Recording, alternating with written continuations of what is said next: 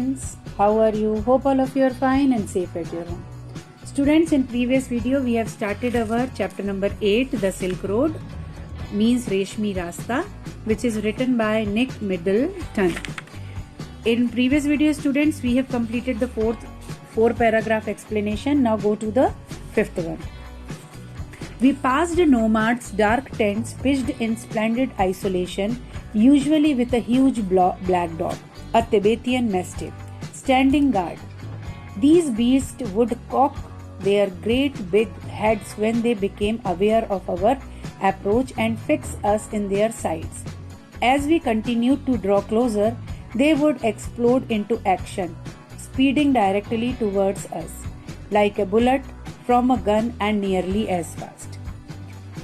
तो जब हम अपनी आगे की जर्नी माउंट कैलाश तक की कर रहे थे, उस समय जब हम खाना बदोशों के काले टेंटों के पास से गुजरे, जो कि एक एकांत में थे, तो वहां पर एक विशाल काला कुत्ता था जो तिब्बती और विशाल ऊंचा मैस्टिफ रखवाली करता मिलता। तो जब उन्हें हमारे आने का एहसास होता तो ये जंगली पशु जो हैं वो अपने विशाल बड़े सिर उठाते और हमें अपनी नजरों में बैठा लेते। जब हम उनके और पास जाते तो वे जोर जोर से भौंकते हुए सीधे हमारी ओर आते, जैसे कि एक गोली बंदूक से निकलती हो, उतनी ही सीधे, उतनी ही गति से। These shaggy monsters, blacker than the darkest night, usually wore bright red collars and barked furiously with massive jaws. They were completely fearless of our vehicle, shooting straight into our path, causing Teston to break the sewer. The dog would make chase for 100 meters or so before easing off. Having seen us off the property, it wasn't difficult to understand why ferocious Tibetan Mastiffs became popular in China's imperial courts as hunting dogs, brought along the Silk Road in ancient times as tribute from Tibet. तो ये जो झबरे बाल वाले अंधकारपूर्ण रात्रि से भी ज्यादा काले, मतलब जो काली रात होती है उससे भी ज्यादा काले चमकीले लाल पट्टे पहने होते हैं और अपने भारी भरकम एवं प्रचंड जबड़ों से भयानकता से भौंकते हैं। वे हमारी गाड़ी से पूरी तरह निर्भीक थे और सीधे हमारे रास्ते में आक्रमण करते थे। सेटन को ब्रेक लगाना व दिशा बदलना होता था। कुत्ता शांत होने से पूर्व लगभग 100 मीटर तक हमारा पीछा करता व हमें उसके क्षेत्र से दूर करता। यह समझना कठिन नहीं था कि चीन के साम्राज्य में ये तिब्बतन जो डॉग्स थे वो शिकारी कुत्तों की तरह लोकप्रिय क्यों थे, जिन्हें प्राचीन समय में सिल्क रोड के जरिए तिब्बत से भेंट स्वरूप लाया जाता था। By now we could see snow-capped mountains gathering on the horizon. We entered a valley where the river was wide and mostly clogged with ice, brilliant white and glinting in the sunshine.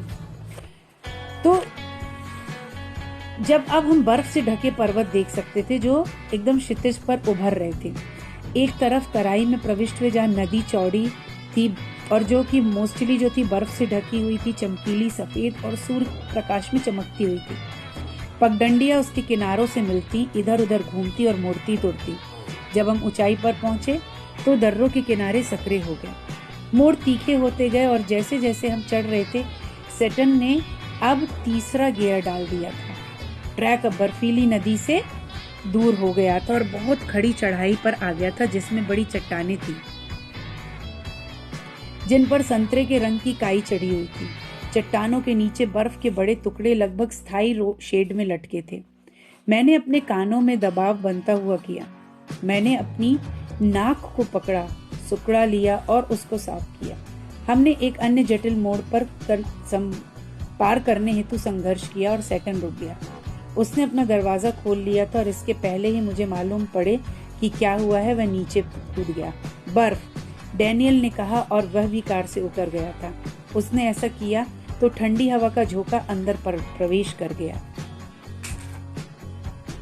A swathe of the white stuff lay across the track in front of us, stretching for maybe 15 meters before it petered out and the dirt trail reappeared. The snow continued on either side of us, smoothing the abrupt bank on the upslope side. The bank was too to scale, so there was no way round the snow patch. I joined Daniel and Seton stepped onto the encrusted snow and began to slither and slide forward, stamping his foot from time to time to ascertain how sturdy it was. I looked at my wristwatch. We were at 5,210 meters above sea level. तो रास्ते पर सफेद बर्फ का जो समूह हमारे सामने था करीब 15 मीटर का था। इससे पहले कि वह पिघला और कचरे की पगडंडी फिर से प्रकट हो गई। बर्फ हमारे दोनों तरफ थी। उसने ऊपर स्लोप के दोनों ऑड कॉर्नर्स को चिकना बना रखा था। किनारे की ढाल हमारी गाड़ी को चढ़ाने के हिसाब से बहुत खड़ी थी, इसीलिए बर्फ के ढेर के आसपास कोई जगह नहीं थी। मैं डैनियल के पास गया, जबकि सैटन बर्फ की पपड़ी पर चढ़कर सरकते हुए आगे की तरफ रेंग रहा था और उसे पैर से ठोक रहा था, यह जानने के लिए कि वह कितनी मजबूत थी। मैंने अपनी हाथ की घड़ी को देखा। हम समुद्र तल से 5,210 मीटर की ऊंचाई पर थे। The snow didn't look too deep to me, but the danger wasn't its depth. Daniel said, so much as its icy top layer. If we slip off, the car could turn over. He suggested, as we saw Saturn grab handfuls of dirt and filling them across the frozen surface. We both pitched in, and when the snow was spread with soil, Daniel and I stayed out of the vehicle to lighten Saturn's load.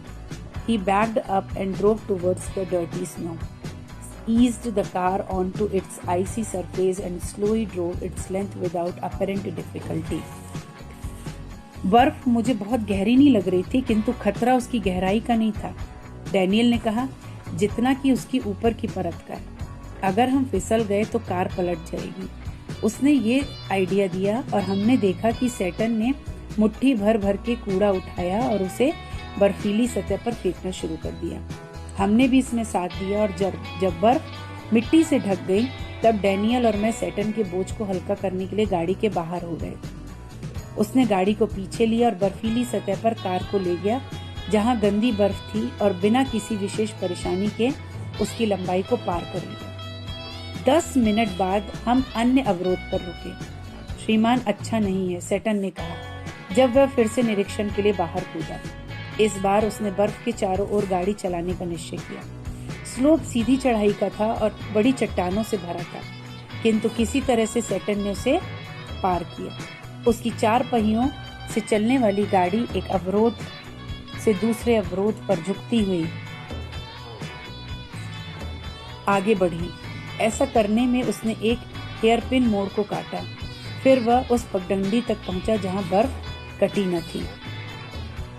I checked my watch again as we continued to climb in the bright sunshine. We crept past 5,400 meters and my head began to throb horribly. I took gulps from my water bottle, which is supposed to help a rapid ascent. फिर मैंने फिर अपनी घड़ी को check किया, जबकि हमने चमकीली धूप में चढ़ना जारी रखा। हम करीब 5,400 मीटर रेंग चुके थे और मेरा सिर भयानक रूप से फड़कने लगा। मैंने अपनी पानी की बोतल से पानी निकाला, जो कि तीव्र चढ़ाई में सहायक माना जाता है।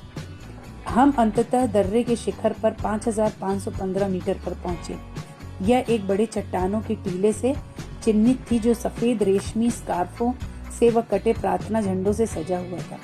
हम सभी ने टीले की परिक्रमा घड़ी की दिशा में की जैसे की परंपरा थी, और सैटर्न ने गाड़ी के टायर्स चेक किए। वह पेट्रोल टैंक पर रुका और उसने ढक्कन को थोड़ा खोला, जिससे एक जोर की हिस्स की आवाज आई। नीचे के वातावरण का दबाव ईंधन को विस्तृत कर रहा था। यह मुझे खतरनाक लगा। हो सकता है श्रीमान सैटर्न हंसा, किंतु कोई धूम्रपान नहीं। Dear students, that's it for today.